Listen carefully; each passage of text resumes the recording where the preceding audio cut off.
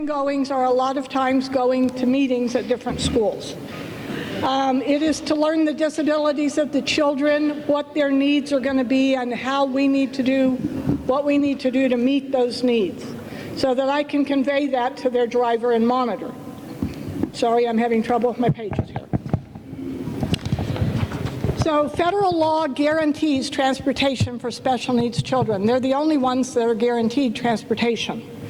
That being said, when a special needs child has a disciplinary action, they are only allowed to be put out of school or put off the bus 10 days a year.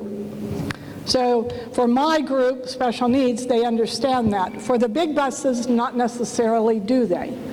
So you may have a child on your bus who is special needs, but by law, they are allowed to be in the least restrictive environment as long as they can do it.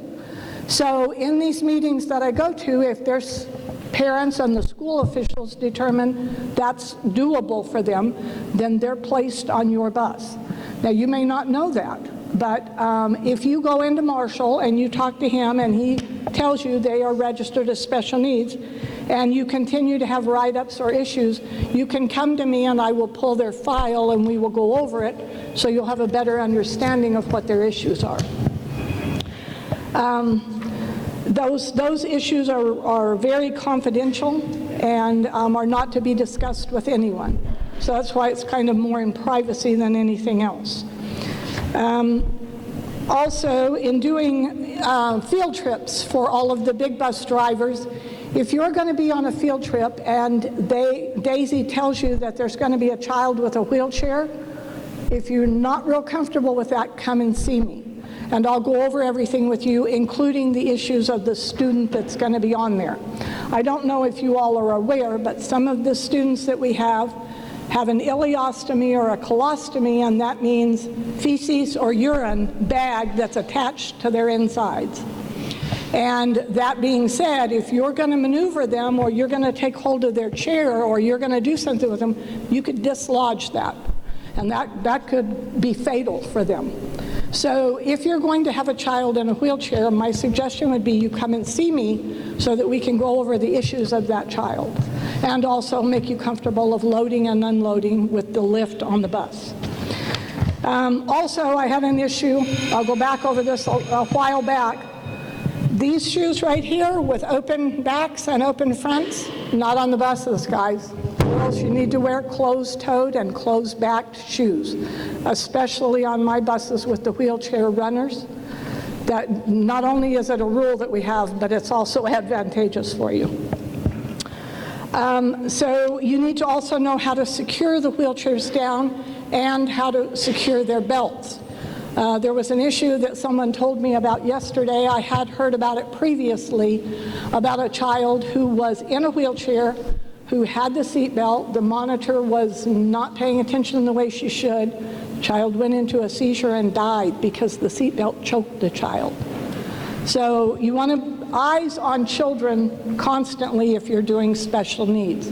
And especially if you have a seizure child, you wouldn't know unless you come and talk to me about who's on your roster, or if you have a child in a wheelchair.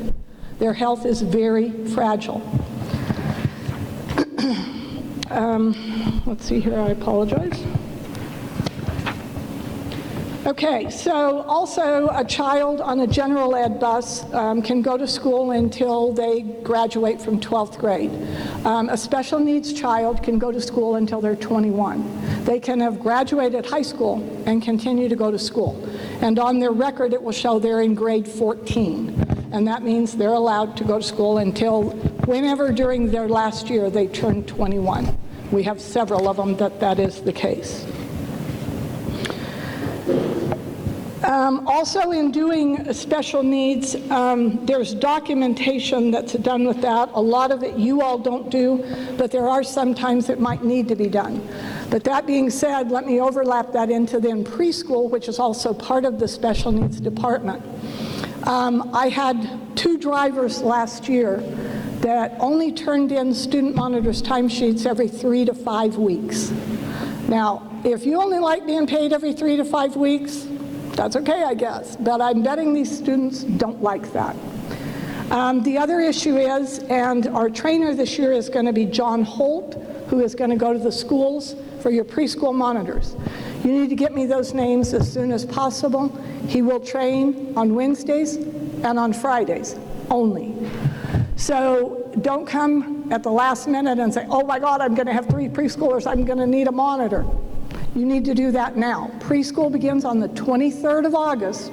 They will be getting on your bus on the 29th. So you need to have preschool monitors in place.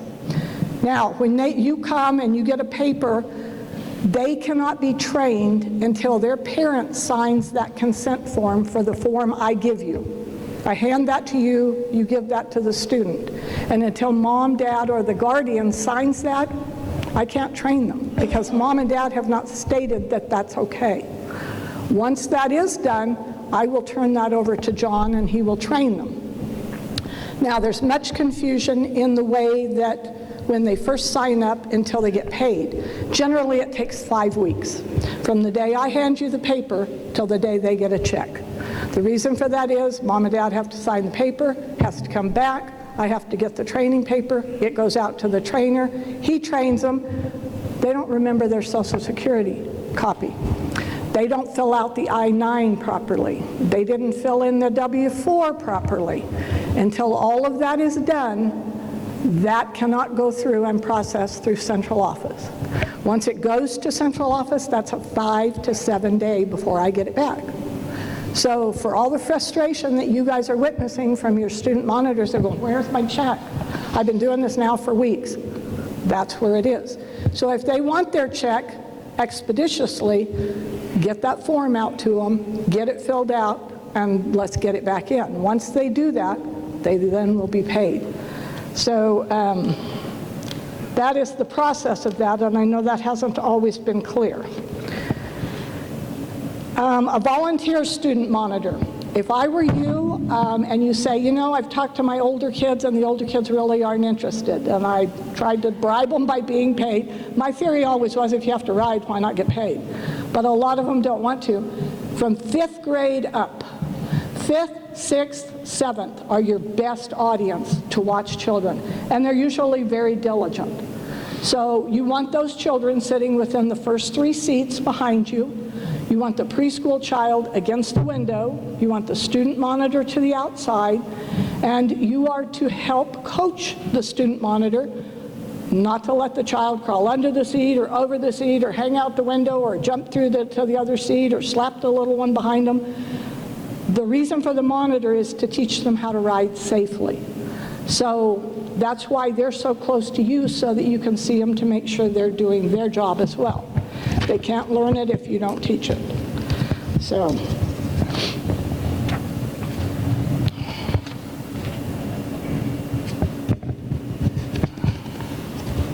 I would advise, like I say, that you get 3 monitors, because whether they're going to be off. The other question that you might ask, especially, if they're paid, is are they going to be at CFI? Because that's another big snag. So a lot of times when that's the case, they're not timely.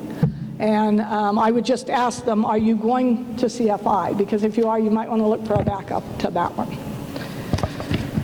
I am going to be retiring at the end of this year, so this will be my last year here. Anything that I can help any of you all with in reference to special needs, preschool, or anything else, please come by and see me. I do have my phone number put out, and that is you can give that to your student monitors as well. You want them to call you if they're not going to be on, so that you will be able to be prepared for who you're going to get as a backup. For example, if you have your first 3 stops and you make it so your first stop is your preschool monitor, and she calls you and says, look, Joe, I'm not going to be able to do this today, I'm out sick. You might have to reroute that morning to go pick up your other preschool monitor that might be your 8th or 9th on, to try to get them first so that you can pick up your preschooler. Otherwise, you would have to tell your preschooler you would not be able to transport. Does anybody have any questions? Okay, Marshall, I turn it back over to you. I thank you very much.